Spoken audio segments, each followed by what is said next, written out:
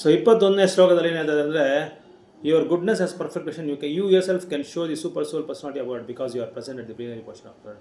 So Narada Muni ಹೇಳ್ತಾ ಇದ್ದಾರೆ, ವ್ಯಾಸದೇವರೇ ನೀವು ಯಾರು?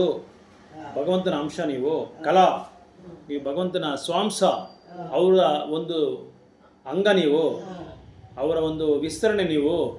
ನಿಮ್ಮ ದೃಶ್ಯ ಕರೆಕ್ಟಾಗಿರುತ್ತೆ, ಯಾವತ್ತೂ ತಪ್ಪೋಗಲ್ಲ ನಿಮ್ಮದು. ಅದು ಇಲ್ಲದ್ರೆ ನಿಮಗೆ ಜನ್ಮ ಇಲ್ಲ. ಅಜ ನೀವು, ಅಜ ಅಜ ಅಂದರೆ ಜನ್ಮ ಇಲ್ಲ ಅಂತ ಅರ್ಥ. ನಿಮ್ಗೆ ಜನ್ಮ ಇಲ್ಲ ಅಂತ ಅರ್ಥ. ಮತ್ತು ನೀವು ಈ ಭೂಮಿಗೆ ಬಂದಿರೋದು ಏನಕ್ಕಂದರೆ ಇಂಥ ಕೃಷ್ಣನ ಕರುಣೆ ಕೊಡೋದಕ್ಕೆ. ಸೊ ನೀವು ಭೂಮಿಗೆ ಏನಕ್ಕೆ ಬಂದಿರೋದು? ಲೋಕ ಕಲ್ಯಾಣ ಮಾಡೋದಕ್ಕೆ ನೀವು ಬಂದಿದ್ದೀರಾ. ಮಕ್ಕಳಿಗೆ, ಜನಗಳಿಗೆ ಒಳ್ಳೇದು ಮಾಡೋದಕ್ಕೋಸ್ಕರ ನೀವು ಬಂದಿದ್ದೀರಾ. ಇಂಥ ಶಾಸ್ತ್ರಗಳೆಲ್ಲ ಬರೆದು ಚೆನ್ನಾಗಿ ತಿಳುವಳಿಕೆಯಿಂದ ಓದಲಿ, ಅರ್ಥ ಮಾಡ್ಕೊಳ್ಳಿ, ಜೀವನದಲ್ಲಿ ಅದನ್ನು ಅವರು ಆಚರಣೆ ಮಾಡಲಿ ಅಂತೇಳಿ ನೀವು ಇದೆಲ್ಲ ಬರೆದಿದ್ದೀರಾ. ಅವ್ರಿಗೋಸ್ಕರ ನೀವು ಬರೀತಾ ಇದ್ದೀರಾ. ಆದರೆ ಜನ ತಿಳ್ಕೊಬೇಕು, ಅರ್ಥ ಮಾಡ್ಕೊಬೇಕು. ನಮಗೋಸ್ಕರ ಇದೆಲ್ಲ ಬರೆದಿದ್ದಾರೆ ಈ ಶಾಸ್ತ್ರಗಳು, ಅದನ್ನು ನಾವು ತೆಗೆದು ನಾವು ಓದ್ಕೊಬೇಕು. ನಮ್ಗೆ ಗೊತ್ತಿಲ್ಲ ಅಂದರೆ ಬೇರೆಯವ್ರ ಹತ್ರ, ಓದಿರೋದ್ರ ನಾವು ಕೇಳಿಕೊಂಡು ಶುದ್ಧ ಭಕ್ತರ ಹತ್ರ ನಾವು ಸಾಂಗೀತ್ಯ ತಗೋಬೇಕು. ಸೊ ಈ ಥರ ನೀವು ಯಾರು? ಭಗವಂತನ ಅಂಗಾಂಶ ನೀವು, ಭಗವಂತನ ಸ್ವಾಂಶ. ಸ್ವಾಂಶ ಅಂದರೆ ಭಗವಂತನ ವಿಸ್ತರಣೆ, ವಿಭಿನ್ನ ಅಂಶ ಅಂದರೆ ಜೀವರಾಶಿಗಳು ನಾವು. ನಾನು ಹೇಳ್ದೆ ನಿಮಗೆ. ಸೊ ಈ ಡಿಸೆಂಡೆಡ್ ಬೈ ಕ್ಲಾಸ್. ಏನಕ್ಕೆ ಅವರು ಬಂದಿರೋದು? ವ್ಯಾಸದೇವರು ಸಾಹಿತ್ಯ ರೂಪದಲ್ಲಿ ಬಂದಿದ್ದಾರೆ. ಅಂದರೆ ಶಾಸ್ತ್ರಗಳನ್ನ ಬರೆಯೋದಕ್ಕೋಸ್ಕರನೇ ಬಂದಿದ್ದಾರೆ. ಈ ಕೃಷ್ಣ ವೇದಶಾಸ್ತ್ರಗಳನ್ನ ಬರೆಯೋದಕ್ಕೆ ಈ ಒಂದು ಅವತಾರ ತಗೊಂಡಿದ್ದಾರೆ. ವೇದವ್ಯಾಸರ ಅವತಾರ ತಗೊಂಡು ಶಾಸ್ತ್ರಗಳ ಬರೆದು ಅದನ್ನು ಪ್ರಜೆಗಳಿಗೋಗಿ ಸೇರಿಸಿ ಅದನ್ನು ಈ ಒಂದು ಆಧ್ಯಾತ್ಮಿಕ ಜ್ಞಾನ ಕೊಡೋದಕ್ಕೋಸ್ಕರ ಅವರು ಈ ರೂಪ ತಗೊಂಡಿದ್ದಾರೆ. ಸೊ ನಿಮಗೆ ಗೊತ್ತಿಲ್ಲದ್ರೆ ಇದು ಯಾವುದೂ ಇಲ್ಲ.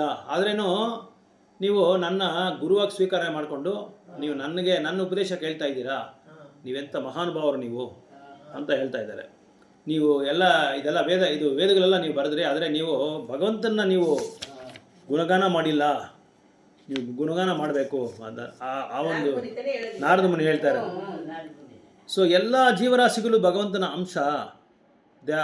ಇನ್ನೊಂದು ಅವರು ಶಾಶ್ವತವಾದ ಸೇವಕರು ಭಗವಂತನಿಗೆ. ಎಲ್ಲ ವೇದಶಾಸ್ತ್ರಗಳು ಏನು ಹೇಳುತ್ತೆ ಅಂದರೆ,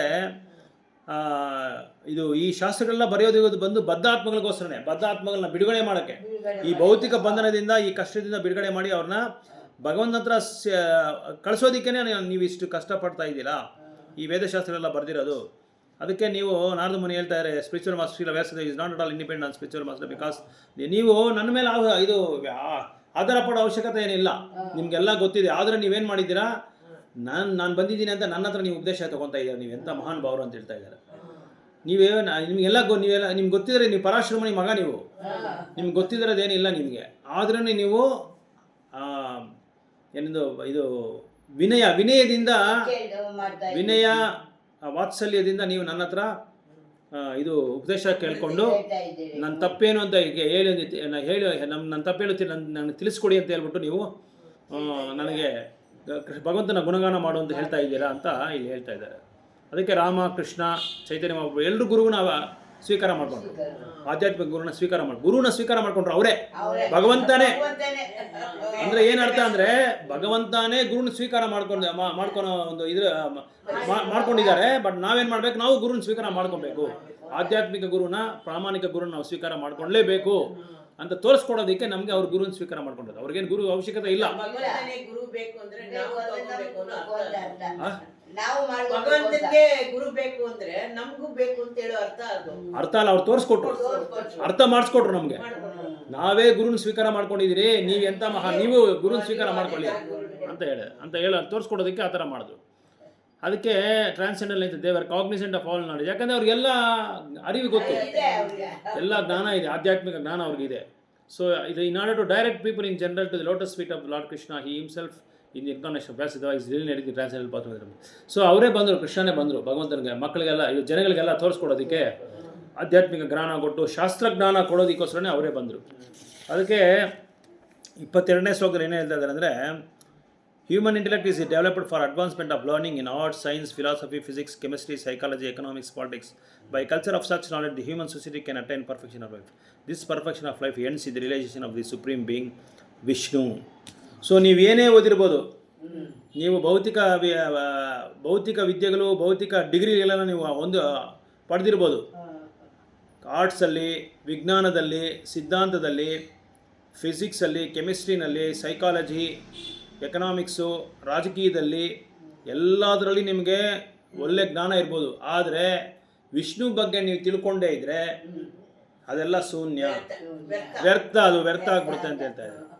ಅದಕ್ಕೆ ನೀವೇನು ಮಾಡಬೇಕು? The Shruti therefore directs that those who are actually advanced in learning should aspire for the service of lord Vishnu. ಅದಕ್ಕೆ ನೀವು ಶ್ರುತಿ ಮಾಡಬೇಕು ಅಂದರೆ ಶ್ರವಣ ಮಾಡಬೇಕು, ವಿಷ್ಣು ಬಗ್ಗೆ ಶ್ರವಣ ಮಾಡಬೇಕು, ಶುದ್ಧ ಭಕ್ತರನ್ನ ಅನ್ವಯಿಸ್ಕೊಂಡು ಅವ್ರ ಹತ್ರ ನೀವು ಶ್ರವಣ ಮಾಡಬೇಕು ಅಂತ ಹೇಳ್ತಾ ಇದ್ದಾರೆ. Unfortunately, persons who are enamored by the external beauty of Vishnu Maya do not understand that the culmination of perfection of self-relation depends on Vishnu. ದುರದೃಷ್ಟಕರ ಏನು ಅಂದರೆ ಜನ ಅದೊಂದು ಬಿಟ್ಟು ಎಲ್ಲ ಮಾಡ್ತಾ ಇದ್ದಾರೆ. ಅದೊಂದು ಬಿಟ್ಟು ಅಂದ ಚಂದ ಪೋಷಣೆ ಮಾಡೋದು, ದೇಹನ ಪೋಷಣೆ ಮಾಡ್ಕೊಳ್ಳೋದು, ಆಮೇಲೆ ಆಡಂಬರ ಜೀವನ ನಡೆಸೋದು, ಈ ಥರ ಎಲ್ಲ ಮಾಡ್ಕೊತಾ ಇದ್ದಾರೆ. ಆದರೆ ಒಂದೇ ಒಂದು ಮಾತ್ರ ಮಾಡ್ತಾ ಇಲ್ಲ, ಭಗವಂತನ ಸೇವೆ ಮಾತ್ರ ಮಾಡ್ತಾ ಇಲ್ಲ, ಭಗವಂತನ ಸಂತೋಷ ಮಾಡ್ತಾ ಇಲ್ಲ. ಅವ್ರು ಸಂತೋಷ ಮಾಡ್ಕೊತಾ ಇದ್ದಾರೆ, ಅವ್ರ ಇಂದ್ರಿಯ ಭೋಗಕ್ಕೆ ಏನೇನು ಬೇಕೋ ಎಲ್ಲ ಮಾಡ್ಕೊತಾ ಇದ್ದಾರೆ. ಅದು ಬಿಟ್ಟು ಬೇರೆ ಎಲ್ಲ ಮಾಡ್ತಾ ಇದ್ದಾರೆ. Those are entrapped by Vishnu maya utilize advancement of not for sense enjoyment. ಅವ್ರಿಗೆ ಎಲ್ಲ ಅರಿವು ಇದೆ, ಎಲ್ಲ ಜ್ಞಾನ ಇದೆ, ತಿಳ್ಕೊಳ್ಳೋ ಜ್ಞಾನ ಇದೆ, ಓದೋ ಜ್ಞಾನ ಇದೆ, ಅರ್ಥ ಮಾಡ್ಕೊಳ್ಳೋ ಜ್ಞಾನ ಇದೆ. ಆದರೆ ಅವ್ರು ಏನು ಮಾಡ್ತಾ ಇದ್ದಾರೆ? ಅದನ್ನ ಅವ್ರ ಇಂದ್ರಿಯ ಭೋಗಕ್ಕೋಸ್ಕರ ಯೂಸ್ ಮಾಡ್ಕೊತಾ ಇದ್ದಾರೆ. ರಾವಣ ಏನು ಮಾಡ್ದ? ಎಲ್ಲ ಶಾಸ್ತ್ರಗಳು ಗೊತ್ತು ರಾವಣನಿಗೆ. ಹಿರಣ್ಯಕಶಿಪಿಗೆ ಎಲ್ಲ ಶಾಸ್ತ್ರ ಗೊತ್ತು. ಏನು ಮಾಡ್ಕೊಂಡ? ಭಗವಂತನಿಗೆ ಅದನ್ನ ಈಗ ಬಳಸ್ಕೊಂಡಿಲ್ಲ. ಭಗವಂತನ ಬಳಸ್ಕೊಂಡಿರಾ? ಆ ವೇದಗಳನ್ನ ಏನು ಮಾಡ್ದ? ಅವನಿಗೋಸ್ಕರ ಬಳಸ್ಕೊಂಡ. ರಾವಣ ಏನು ಮಾಡ್ದ? ಶಾಸ್ತ್ರಗಳೆಲ್ಲ ಓದ್ಬಿಟ್ಟು ಸೀತಾ ಮಾತನ್ನ ಅಪಹರಣೆ ಮಾಡ್ಕೊಂಡು ಹೋಗ್ಬಿಟ್ಟ. ಹಿರಣ್ಯಕಶಿಪು ಏನು ಮಾಡ್ದ? ವಿಷ್ಣುನ ನೀನು ಆರಾಧನೆ ಮಾಡಬೇಡ, ನನ್ನ ಆರಾಧನೆ ಮಾಡು ಅಂತ ಹೇಳ್ಬಿಟ್ಟ. ಈ ಥರ ಅವ್ರಿಗೆ ಅವರು ಶಾಸ್ತ್ರ ಜ್ಞಾನಗಳೆಲ್ಲ ಓದ್ಬಿಟ್ಟು ಅವ್ರಿಗೋಸ್ಕರ ಬಳಸ್ಕೊಂಡ್ರು, ಭಗವಂತನ ಸಂತೃಪ್ತಿ ಮಾಡಿಲ್ಲ, ಕೃಷ್ಣನ ಸಂತೃಪ್ತಿ ಮಾಡಿಲ್ಲ. So Sri Narada Muni has explained that all paraphernalia of cosmic universe is but an emanation from the Lord out of his different energies, because the Lord has sent in motion by his inconceivable energy the actions, reactions of the created manifestation. They have come to be out of his energy, not rest on his energy and after annihilation they merge in him. ಅದು ಹೇಳ್ತಾ ಇದ್ದಾರೆ, ಎಲ್ಲ ಜೀವರಾಶಿಗಳು ನಾನೇ ಸೃಷ್ಟಿ ಮಾಡಿರೋದು. ಈ ಪ್ರಳಯ ಆದಮೇಲೆ ಅವರು ನನ್ನ ಹತ್ರನೇ ಬಂದು ಸೇರ್ಕೊತಾರೆ, ನನ್ನ ದೇಹದಲ್ಲೇ ಬಂದು ಸೇರ್ಕೊತಾ ಇದ್ದಾರೆ ಅಂತ ಹೇಳ್ತಾರೆ. So with the advancement of knowledge is applied in the service of the Lord, the whole process becomes absolute. The personality of God and is a transcendent name, fame, glory and all non-different from him. Therefore all the sages and devotees of the Lord have recommended that the subject matter of art, science, philosophy, physics, chemistry, psychology and all other branches of knowledge should be only and solely applied in the service of the Lord. ಇಲ್ಲಿ ಹೇಳ್ತಾ ಇದ್ದಾರೆ, ನೀವು ಯಾವ ಕಲೆನಲ್ಲೂ ನೀವು ಯಾವ ವಿದ್ಯಾಭ್ಯಾಸ ನೀವು ಪಡೆದಿರ್ಬೋದು, ನೀವು ವಿಜ್ಞಾನದಲ್ಲಿ ಮುಂದುವರೆದಿರ್ಬೋದು, ವ್ಯಾಪಾರದಲ್ಲಿ ಮುಂದುವರೆದಿರ್ಬೋದು, ರಸಾಯನಶಾಸ್ತ್ರದಲ್ಲಿ ಮುಂದುವರಿರ್ಬೋದು, ಭೂಗೋಳದಲ್ಲಿ ಮುಂದುವರೆದಿರ್ಬೋದು, ಚರಿತ್ರೆನಲ್ಲಿ ಮುಂದುವರೆದಿರ್ಬೋದು, ಮಾತಾಡೋಕೆ ಒಳ್ಳೆ ನಿಮಗೆ ಕಮ್ಯುನಿಕೇಷನ್ ಗೊತ್ತಿರ್ಬೋದು, ಒಳ್ಳೆ ಭಾಷಣಗಾರ ಇರ್ಬೋದು, ನೀವು ಎಲ್ಲದರಲ್ಲಿ ನಿಪುಣರಾಗಿರ್ಬೋದು ನೀವು. ಆದರೆ ಆ ನಿಪುಣತ್ವ ನೀವು ಯಾರ ಹತ್ರ ತೋರಿಸ್ಬೇಕು? ಭಗವಂತನ ಸೇವೆ ಮಾಡೋದಕ್ಕೋಸ್ಕರ ತೋರಿಸ್ಬೇಕು. ಒಳ್ಳೆ ಭಾಷಣಕಾರನ ಭಾಗವತಂ ಓದು, ಭಗವದ್ಗೀತೆ ಓದು, ಭಾಷಣ ಕೊಡು, ದೇವರಿಗೆ ಸೇವೆ ಮಾಡು, ದೇವರ ಜ್ಞಾನ ಎಲ್ಲರಿಗೂ ಕೊಡು, ಕೃಷ್ಣ ಚೈತನ್ಯ ಎಲ್ಲರಿಗೂ ಕೊಡು. ಒಳ್ಳೆ ಟೈಲರ್ನ ಚೆನ್ನಾಗಿ ಬಟ್ಟೆ ಹೊಡೆದು ದೇವರಿಗೆ ದೇವಸ್ಥಾನಕ್ಕೆ ಕೊಡು. ಹೂವು ತೋಟ ಇದೆಯಾ, ಹೂವು ತಗೊಂಬಂದು ಡೈಲಿ ದೇವ್ರಿಗೆ ದೇವಸ್ಥಾನದಲ್ಲಿ ಕೊಡು. ಅವ್ರು ಕಟ್ಕೊಂಡು ಹಾರ ಹಾಕೊಂಡು ಕೊಡ್ತಾರೆ. ಒಳ್ಳೆ ಇಂಜಿನಿಯರ, ದೊಡ್ಡ ದೇವಸ್ಥಾನಗಳಿಗೆ ಹೋಗಿ ಇಂಜಿನಿಯರ್ ಕೆಲಸ ಮಾಡಿ ಅವ್ರಿಗೆ ಸಹಾಯ ಮಾಡು. ಅದಾದಮೇಲೆ ಒಳ್ಳೆ ಸೈಂಟಿಸ್ಟಾ, ಚೆನ್ನಾಗಿ ವಿಜ್ಞಾನಗಳೆಲ್ಲ ಓದ್ಬಿಟ್ಟು ಆ ಸೈನ್ಸ್ಗೆ ಮತ್ತು ವಿಜ್ಞಾನಕ್ಕೆ ಮತ್ತು ಭಕ್ತಿ ಸೇವೆಗೆ ಏನು ಸಂಬಂಧ ಇದೆ ಅಂತ ಹೇಳು, ಅವ್ರಿಗೋಗಿ ಪ್ರಚಾರ ಮಾಡು. ಆಮೇಲೆ ಇನ್ನೊಂದು ಇದು ಒಳ್ಳೆ ಭಾಷೆ, ಎಲ್ಲ ಭಾಷೆನೂ ಚೆನ್ನಾಗಿ ಬರುತ್ತಾ, ಆ ಭಾಷೆಗಳಲ್ಲಿ ಹೋಗಿ ನೀನು ಪ್ರಚಾರ ಮಾಡು. ಈ ಥರ ಹೇಳ್ತಾರೆ. ಒಳ್ಳೆ ದುಡ್ಡು ಜಾಸ್ತಿ ಇದೆಯಾ, ಹೋಗಿ ದೇವಸ್ಥಾನಕ್ಕೆ ಕೊಡೋಗಿ, ದೇವಸ್ಥಾನಕ್ಕೆ ಕೊಟ್ಟು ಪ್ರಸಾದಕ್ಕೆ ವಿತರಣೆ ಮಾಡು, ಬುಕ್ಸ್ ಡಿಸ್ಟ್ರಿಬ್ಯೂಷನ್ ಮಾಡು. ಈ ಥರ ಹೇಳ್ತಾ ಇದ್ದಾರೆ. ಅದರಲ್ಲಿ ಎಲ್ಲ ಪ್ರತಿಯೊಂದು ಭಗವಂತನ ಸೇವೆಗೋಸ್ಕರ ಮಾಡಬೇಕು. ಪೇಂಟಿಂಗ್ ಚೆನ್ನಾಗಿ ಬರುತ್ತಾ, ಭಗವಂತನ ಇದು ಮಾಡು, ಭಗವಂತನ ಆರ್ಟ್ ಮಾಡು, ಡ್ರಾ ಮಾಡಿಬಿಟ್ಟು ಅದಕ್ಕೆಲ್ಲ ಪೇಂಟ್ ಹೊಡೆದ್ಬಿಟ್ಟು ದೊಡ್ಡ ಬ್ಯಾನರ್ಗಳು, ಪಿಕ್ಚರ್ಸ್ ಎಲ್ಲ ಭಗವಂತನ ದೇವಸ್ಥಾನದಲ್ಲಿ ಅಲಂಕಾರ ಮಾಡು, ಅದನ್ನು ಇಟ್ಬಿಟ್ಟು ಅಂತ ಹೇಳ್ತಾ ಇದ್ದಾರೆ. ಆಮೇಲೆ ಒಳ್ಳೆ ನಿನಗೆ ಬರೆಯೋದಕ್ಕೆ ಚೆನ್ನಾಗಿ ಬರುತ್ತಾ, ಬುಕ್ಸ್ ಚೆನ್ನಾಗಿ ಬರಿ, ಭಗವಂತನ ಬಗ್ಗೆ ಬುಕ್ಸ್ ಬರಿ. ಗುರು ಆಶ್ರಯ ತೊಗೊಂಡು ಅವ್ರ ಹತ್ರ ಹೆಂಗೆ ಬರಿಬೇಕು ಅಂತ ತಿಳ್ಕೊಂಡು ಒಳ್ಳೆ ಬುಕ್ಸ್ ಎಲ್ಲ ಬರೆದು ಎಲ್ಲರಿಗೂ ಅದು ಪ್ರಚಾರ ಮಾಡು, ಎಲ್ಲರಿಗೂ ಡಿಸ್ಟ್ರಿಬ್ಯೂಟ್ ಮಾಡು ಅಂತ ಹೇಳ್ತಾ ಇದ್ದಾರೆ. ಈ ಥರ there is no use in presenting dry speculative of these theories for philosophy and science should be engage to establish the glory of the lord. ಅದೇ ಈ ಥರ ವೇದವ್ಯಾಸರಿಗೆ ಹೇಳ್ತಾ ಇದ್ದಾರೆ ನಾರದ ಮುನಿ.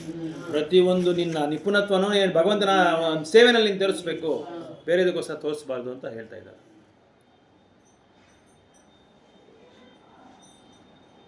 ಅದೆಲ್ಲ ಇಂಗ್ಲೀಷ್ ಸರ್. ಹಾಂ ಇಂಗ್ಲೀಷ್ ಇಂಗ್ಲೀಷ್. ಇಂಗ್ಲೀಷ್ ಇದು. ಓಕೆ ಜಪ ಮಾಡೋಣ. ಹಾಂ. ಏನಾದರೂ ಡೌಟ್ಸ್ ಇದ್ದರೆ ಕೇಳ್ಬೋದು.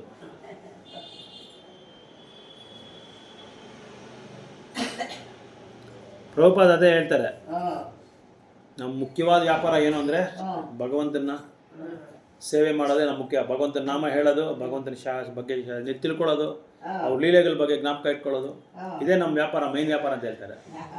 The main business. ಎಷ್ಟೇ ಓದಿದ್ರು ಭಗವಂತನ ಬಗ್ಗೆ ತಿಳ್ಕಿ ಹೇಳ್ಬೇಕು ಅಂತ ಹೌದು ಅವ್ರಿಗೆ ಆಸೆ. ಸೇವೆನಲ್ಲಿ, ಭಗವಂತನ ಸೇವೆನಲ್ಲಿ ಈಡ್ಪಡಿಸ್ಕೋಬೇಕು ಅಂತ.